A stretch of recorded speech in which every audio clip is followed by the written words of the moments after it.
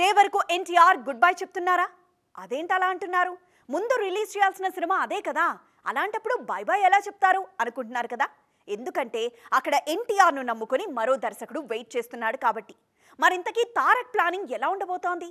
ఒకవేళ దేవరకు బ్రేక్ ఇస్తే మళ్ళీ జాయిన్ అయ్యేది ఎప్పుడు?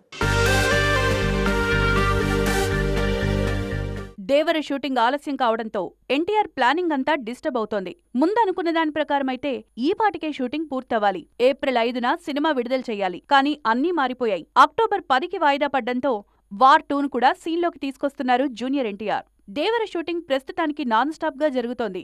గోవాలో 5 రోజుల షెడ్యూల్ పూర్తి చేశారు కొరటాల శివ. ఓ మాంటేజ్ సాంగ్ తో పాటు చిన్న యాక్షన్ సీక్వెన్స్ కూడా చిత్రీకరించారు కొరటాల. త్వరలోనే హైదరాబాద్ లో ఓ చిన్న షెడ్యూల్ ప్లాన్ చేస్తున్నారు. దీని తర్వాత తారక్ దేవరకు బ్రేక్ ఇవ్వనున్నట్లు తెలుస్తోంది. ఏప్రిల్ చివరి వారం నుంచి వార్ 2కి వెళ్లిపోతున్నారు యంగ్ టైగర్. జూన్ వరకు వార్ 2తోనే బిజీ కానున్నారు ఎన్టీఆర్. బాలీవుడ్ డెబ్యూ సినిమాకు కేవలం 60 రోజుల డేట్స్ మాత్రమే ఇచ్చారు తారక్. అందులో 30 రోజులు హృతిక్ రోషన్ తో కాంబో సీన్స్ ఉంటాయని తెలుస్తోంది. జూలైలో దేవర వైపు వచ్చి మిగిలిన పార్ట్ ని పూర్తి చేసి అక్టోబర్ 10న సినిమా విడుదల చేయాలనేది ప్లాన్. దేవర 2 కూడా బ్రేక్ లేకుండా ఫినిష్ చేయాలని చూస్తున్నారు తారక్.